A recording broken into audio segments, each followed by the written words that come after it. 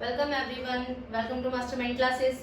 तो यहाँ पर जैसे कि सबको पता है कि हम यहाँ पर अपनी 10th क्लास की मैथ्स कर रहे हैं और उसमें चैप्टर नंबर 1 हमारा चल रहा था। उसमें जिसमें हमने फर्स्ट 1.1 की थी, जिसमें हमने यूक्लिड थ्योरम के बारे में पढ़ा था।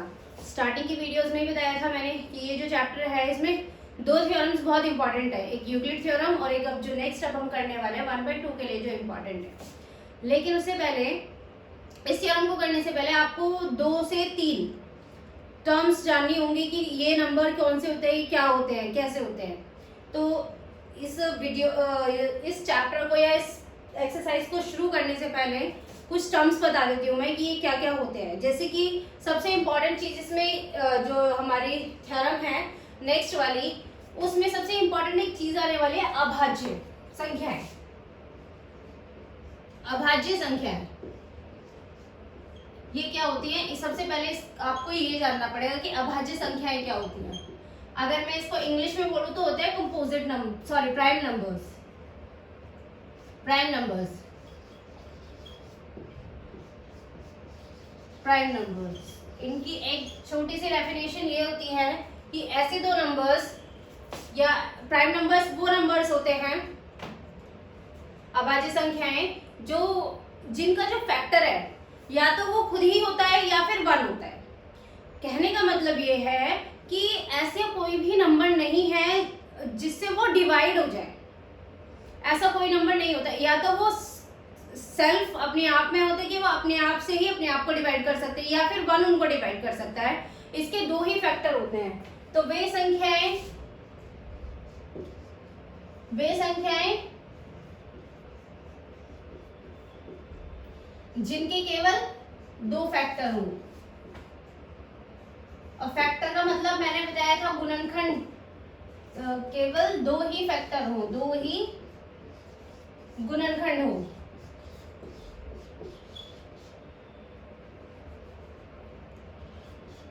और गुणनखंड में 2 कौन से गुणनखंड हो? एक तो खुद हो अपना और एक 1 गुणनखंड यानी फैक्टर।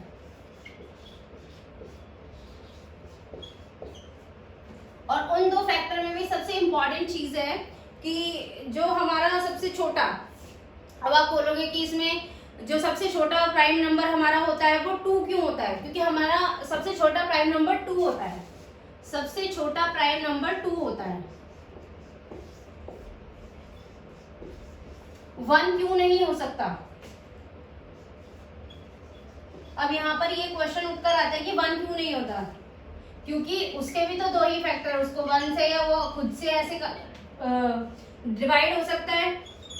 लेकिन इसकी कंडीशन यही है कि संख्या के 2 फैक्टर्स होने चाहिए। अगर मैं 1 का फैक्टर करूं तो सिर्फ 1 ही होता है, यानी एक नंबर, ये जो 1 है सिर्फ 1 से ही डिवाइड हो सकता है।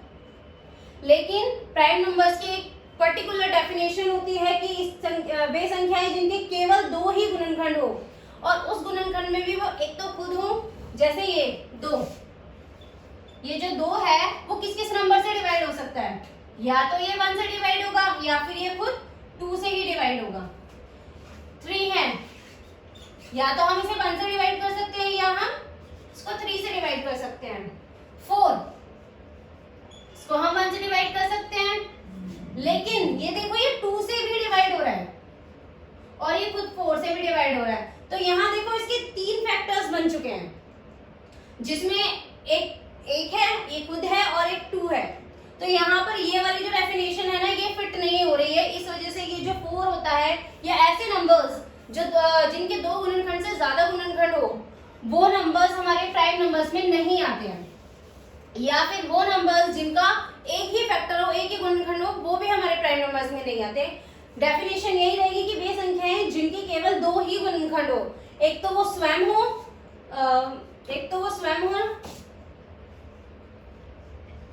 स्वयं नंबर या संख्या, और वह 1, ये 2 फैक्टर्स होते हैं। इंग्लिश में लिखूं अगर इसको, नंबर इटसेल्फ और 1 एंड 1,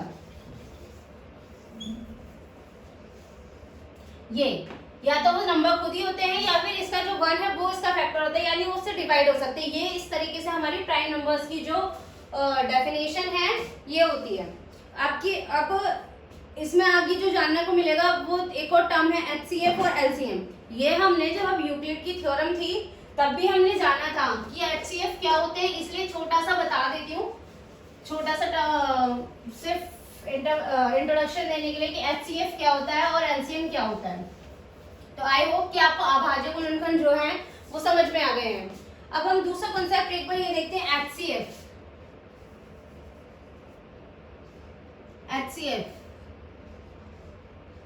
एंड LCM।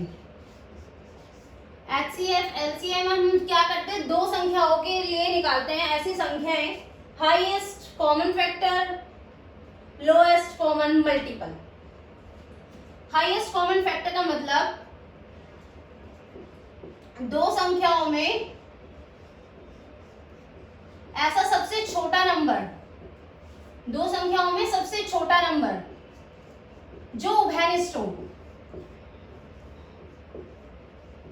सबसे छोटी संख्या जो उभयनिष्ठ हो।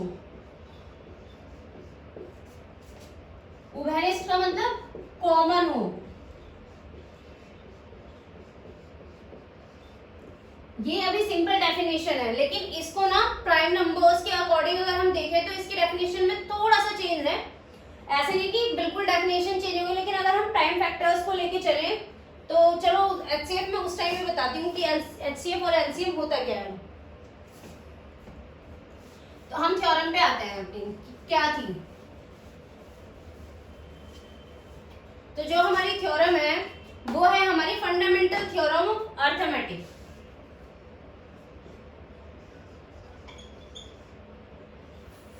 Fundamental theorem of arithmetic.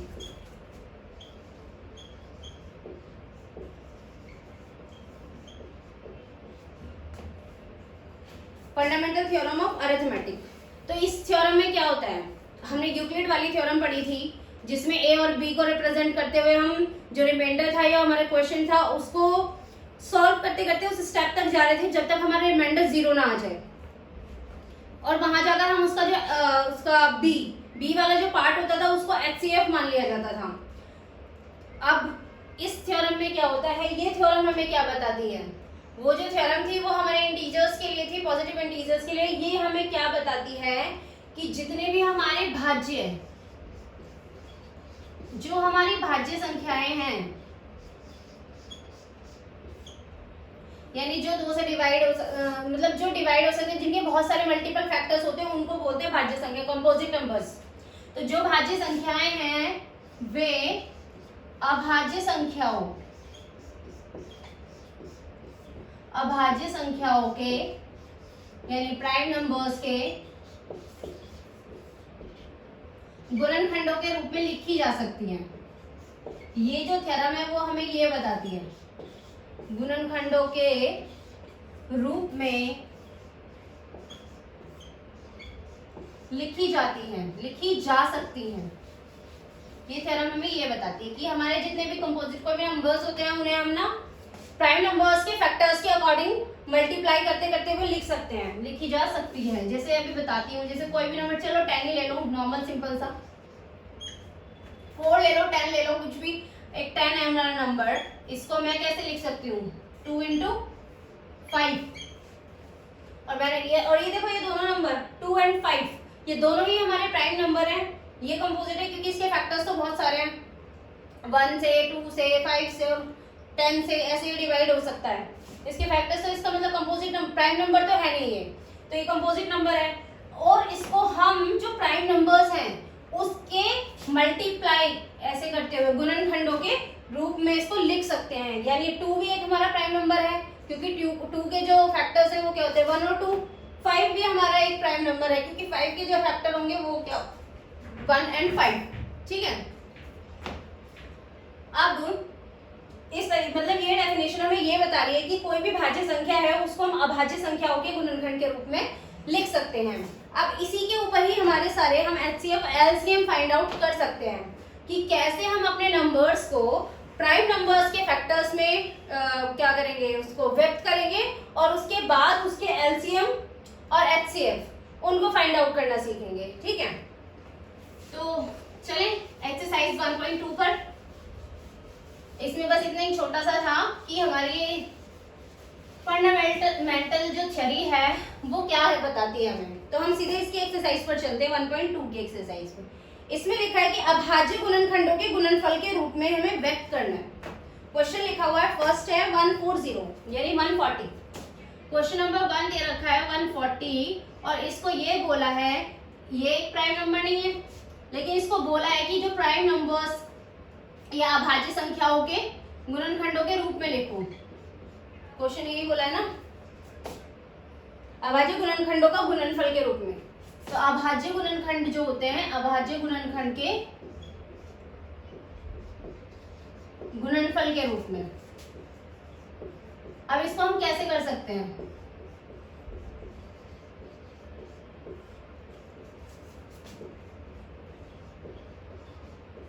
In the form of product of prime factors. 140 का अगर हमें अभाज्य गुणनखंड की सहायता से निकालना है तो अभाज्य गुणनखंड कैसे होंगे, 2, 5, 2 होता है, 3 होता है, 5, 7, 9 पे ध्यान दो। देखो मैंने अभी इसको छोड़ते हुए मैं सिर्फ अभाज्य गुणनखंड बताती हूँ। जैसे कि 1 तो मैंने पहले ही बोला कि 1 तो हमारा प्राइम नंबर नहीं होता, ना प्राइम है ना कंपोजिट, कैसा भी नंबर नहीं होता ये। 2 हमारा सबसे छोटा प्राइम नंबर होता है, यही एक ऐसा नंबर है जिसके दो फैक्टर्स होते हैं 2 and 1। 3 is also a prime number because it has two factors 3 और 1। 4 के पास 3 फैक्टर्स होते हैं, like for example this one, it is 1, 2 and 4। but 5 के भी 2 ही फैक्टर्स हैं, 1 and 5। 6 की बात कर लो आप, 6 के तो 1 से डिवाइड हो सकता है, 2 से डिवाइड हो सकता है, 3 से भी डिवाइड हो सकता है एंड 6 से भी डिवाइड हो सकता है। तो इसके तो इतने सारे फैक्टर्स हैं। तो वो नंबर जिनके क्या कहते हैं फैक्टर्स जो होते हैं वो 1 हो या सेल्फ वो नंबर हो, वो हमारे प्राइम नंबर्स में आते हैं।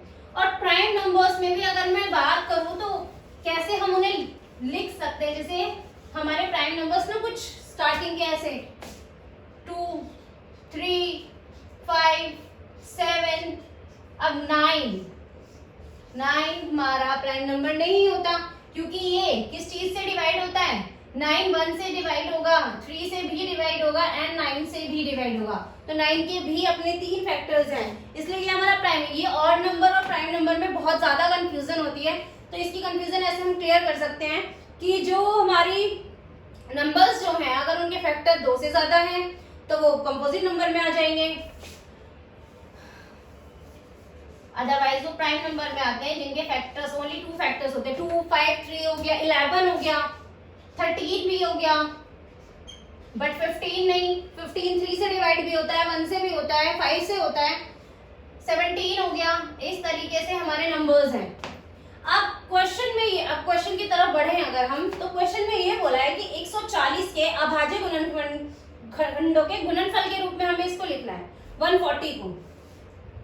तो हम कैसे कर सकते हैं इसको, ये हमारा डिवीजन मेथड होता है। 140 को अगर मैं कुछ इस तरीके से लिख दूं, आप इसको जिस नंबर से ये डिवाइड हो रहा है आप उस नंबर से इसको डिवाइड करना शुरू करें। लेकिन जब भी हमारा एक पैटर्न होता है जब हम अभाज्य गुणनखंड लिखते हैं, अभाज्य गुणनखंड लिखने का एक पैटर्न होता है कि हमें सबसे पहले सबसे छोटा, फिर उससे बड़ा, फिर उससे बड़ा लिखते हुए अपने अभाज्य जो गुणनखंड की सीरीज होती है उसको लेते हुए चलते हैं। तो इसलिए यहाँ पे भी हम कोशिश करते हैं कि जो सबसे पहले छोटे नंबर से अगर ये डिवाइड हो रहा है तो उसको छोटे नंबर से डिवाइड करें। लाइक 2 से, हमारा 2 सबसे 2 7 जार, फिर से 2 35, यहाँ 35 हो जाएगा। बट नाउ अब क्या ये 2 से डिवाइड होगा नहीं, और ना ही 3 से डिवाइड हो रहा है, ये हो रहा है 5 से डिवाइड एंड नाउ 7 से। आप यहाँ देखोगे जितने भी नंबर यहाँ पे ये आए हैं ना, ये सारे हमारे प्राइम नंबर्स हैं। तो इसको यही बोला गया कि 140 को अभाज्य गुणनखंड के गुणनफल के रूप में लिखो। आप इनको ऐसे नंबर से ही डिवाइड करना, 2 से, 3 से, 5 से, 7 से, 11, 13 ऐसे नंबर से डिवाइड करते हुए ये आएंगे। तो हम 140 को कैसे लिखते हैं, अभाज्य गुणनखंड के गुणनफल के रूप में, हम जैसे 2 इंटू 5 इंटू 7।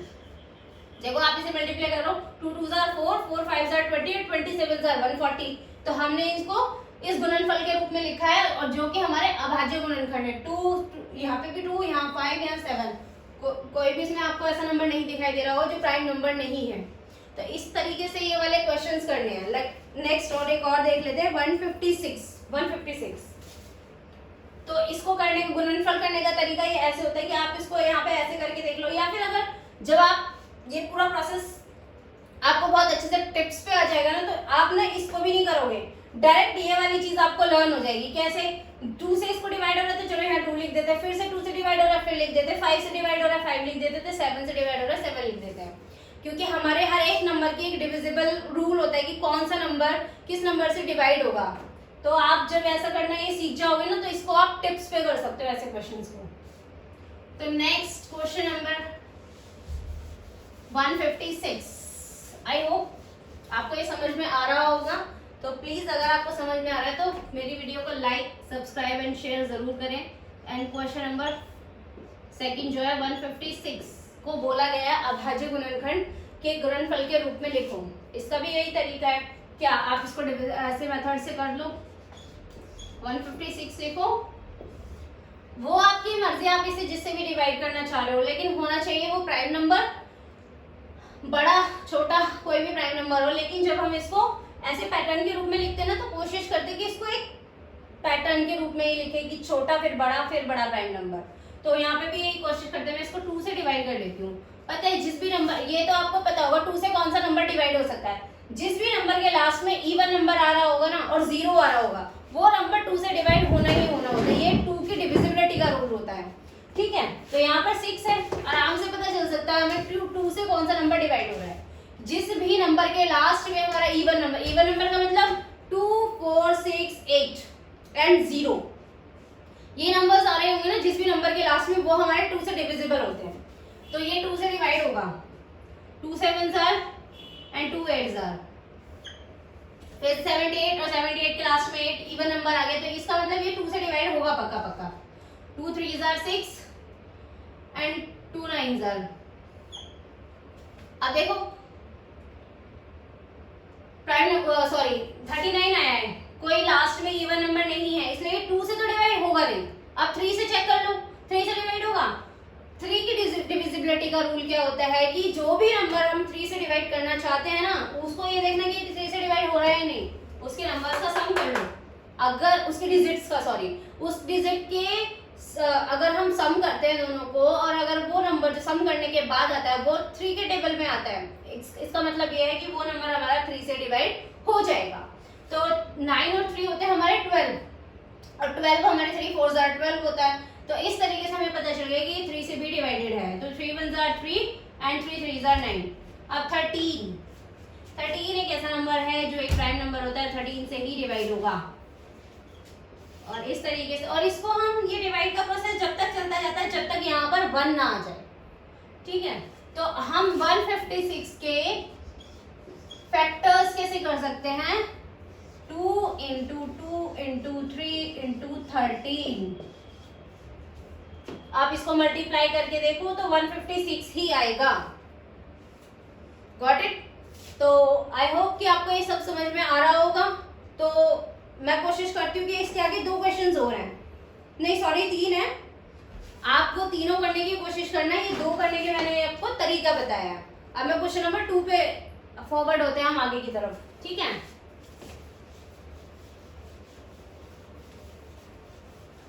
क्वेश्चन नंबर हमारा जो 2 है उसमें ये पूछा गया है, लेकिन उससे पहले एक रूल, आई थिंक शायद इसमें ही पूछा क्वेश्चन नंबर 2 में। हाँ, क्वेश्चन नंबर 2 की तरफ मूव होने से पहले मैं आपको एक और रूल है इसी फंडामेंटल थ्योरी में, कि अगर हमारे पास 2 नंबर हैं, कोई भी नंबर है लाइक ए एंड बी, मेरे पास ये 2 नंबर हैं, इन दोनों का एक एलसीएम एचसीएफ है, एक एलसीएम है।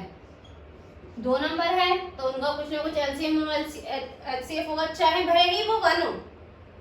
HCF भले ही 1 हो, LCM तो खैर कुछ भी हो सकता है उसका, बड़े से बड़ा नंबर।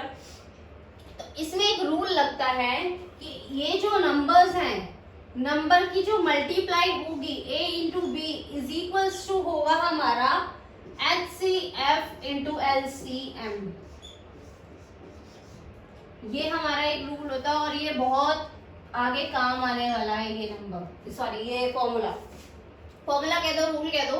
थ्योरम में बोला गया है कि जो हमारी संख्याएं हैं, यानी इसको फर्स्ट नंबर, इसको सेकंड नंबर बोला जाए, HCF LCM, तो हमारी दो संख्याओं का गुणनफल बराबर होता है उसके LCM और HCF के गुणनफल के बराबर। अब ये चीज सिर्फ क्या कहते हैं, हमारे रूल में आई है। अभी समझ में नहीं आ रही होगी ना क्या हो रहा है। नंबर्स को लेके चलते कि अब बताती हूँ कैसे होता है नंबर्स को लेके। जैसे नेक्स्ट क्वेश्चन हमारा देखो, बोला गया है कि पूर्णांकों के निम्नलिखित युग्मों के HCF और LCM ज्ञात करने हैं। क्वेश्चन नंबर 1 में बोला गया है 26 और 91।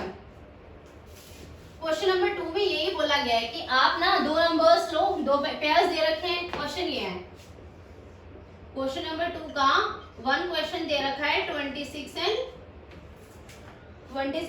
91।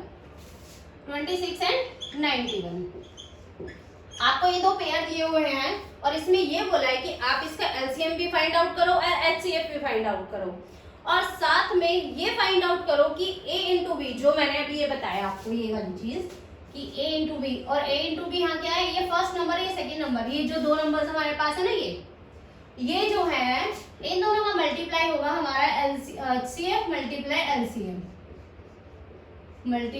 LCM।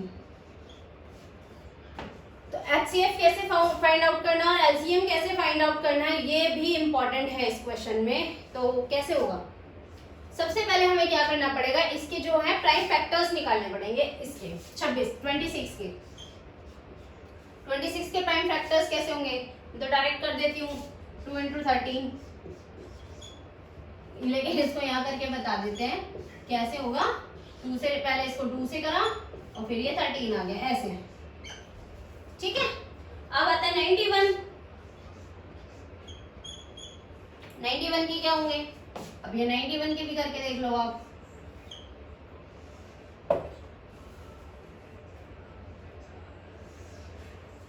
टू से तो ये डिवाइड होने से रहा, 3 से भी नहीं होगा। देखो 2 से इसलिए डिवाइड नहीं होगा क्योंकि लास्ट में इसके इवन नंबर नहीं है। 3 से क्यों नहीं होगा, 9 1 10 होते हैं।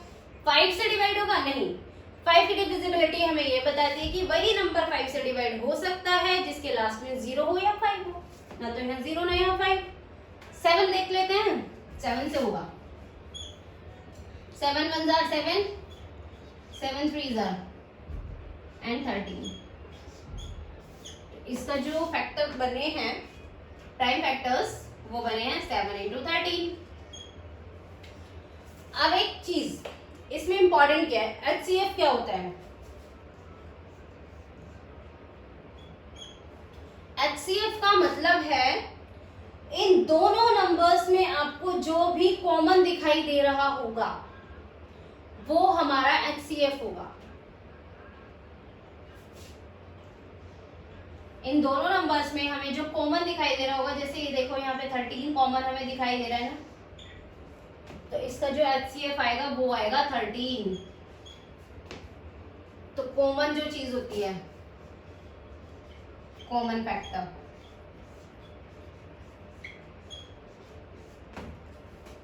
और LCM क्या होता है, इसमें जो कॉमन फैक्टर होता है वो तो आएगा ही आएगा, साथ में जो नंबर्स बच जाते हैं ना उनका भी मल्टीप्लाई करो साथ में, 2 इंटू 7, तो ये इसका LCM निकल के आता है।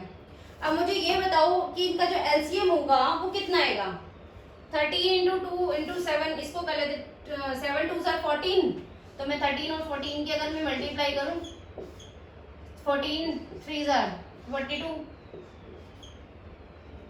और 14 1 14 एंड 4 182। तो इस तरीके से जो इसका LCM आएगा वो आ जाएगा 182। तो इसमें HCF हमारा 13 निकल के आया है, LCM हमारा निकल कर आया है 182। अब इसमें हमें पता है क्या, ये फाइंड आउट, ये प्रूव करना था ये वाली चीज कि क्या A into B is equal to HCF into LCM होता है ये नहीं होता है। तो यहाँ करके देख लेते हैं इसको। पहले a इंटू बी निकाल के देखें। a इंटू बी यानी 26 इंटू 91, तो ये आ जाएगा 26 मल्टीप्लाई 4 5 और 23,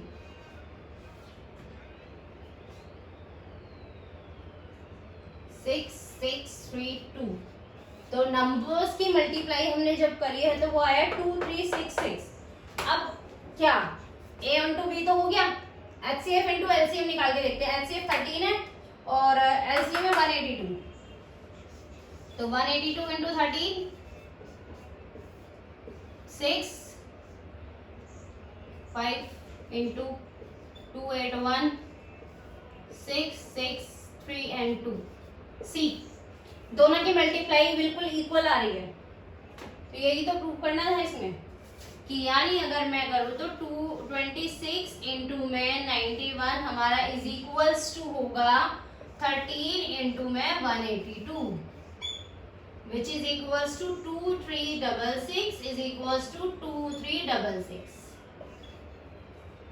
यही इसमें होगा। तो ये नंबर्स हम ऐसे करते हैं, ठीक है। मैं आपको एक इम्पॉर्टेंट चीज बताना भूल गई हूँ, वो थोड़ा सा बता देती हूँ। क्वेश्चन नंबर 1 में वो तो ठीक था कि हमने प्राइम फैक्टर्स करे थे, लेकिन प्राइम फैक्टर्स को हम ना जब हमारे पास एक जैसे फैक्टर्स आ जाते हैं तो हम उनकी ना पावर बनाना शुरू कर देते हैं, ठीक है। उसको बताती हूँ एक बार। क्वेश्चन नंबर 3 लेके, क्वेश्चन नंबर 1 का क्वेश्चन नंबर 3 लेते हुए मैं आपको उसकी पावर बताना शुरू कर देती हूँ कि पावर क्या होती है हमारी। क्वेश्चन नंबर 1 में क्वेश्चन नंबर 3 है, क्या है क्वेश्चन नंबर 3 है हमारा 3825 825, ठीक है। इसके अब हमें क्या निकालना करना है, प्राइम फैक्टर्स करने हैं और उनको उसके प्रोडक्ट के फॉर्म में लिख देना है। तो पहले मैं 3285 का प्राइम फैक्टर्स देख लेती हूँ कौन कौन से होता है। 3285, पहली बात ये 2 से डिवाइड नहीं होगा, 2 से तो डिवाइड होगा नहीं है, तो इसको 3 से कर लेते क्योंकि इसके लास्ट में जो वो इवन नंबर नहीं है, ऑड नंबर है। 3 से देख लेते हैं एक बार। 3 और 8 11 12 13 और 5 18, यानी ये 3 से डिवाइड हो जाएगा। 3 1 jar 3 3 2 jar 6 3 7 jar 21 and 3 5 jar 15। अब ये अभी भी 2 से डिवाइड नहीं होगा, तो 3 से करके देख लेते। 2 और 3 इसका टोटल आ रहा है 15, तो यानी 3 से डिवाइड होगा। तो 3 4 जार 12 3 2 जार 6 3 5 जार 15। अब अभी 3 से डिवाइड नहीं होगा, 5 से होगा क्योंकि लास्ट में 5 है। तो 5 8 जार 40 5 5 जार 25 5 1 जार 5 17। अब आ गया ये 17। तो इस तरीके से ये हमारे इसके प्राइम फैक्टर्स बन रहे हैं। क्या 3 इंटू 3 इंटू 5 इंटू 5 इंटू 17, ये इसके हमारे प्राइम फैक्टर्स बन रहे हैं। पता है लेकिन क्या इसको लिखेंगे कैसे? जब भी हमें सेम प्राइम फैक्टर्स दिखाई देते तो हम क्या करते हैं, उसकी पावर्स बनानी शुरू कर देते हैं। लाइक हमारे पास जो 3 है ये 2 टाइम्स लिखा हुआ है यहाँ, तो हम इसको कैसे रिप्रेजेंट कर सकते हैं अलग तरीके से। इसका रिप्रेजेंटेशन होगा 3 की पावर 2। ये यहाँ ऊपर जो पावर होती है इसका मतलब ये होता है कि यहाँ पर जो 3 है ना वो 2 टाइम्स है।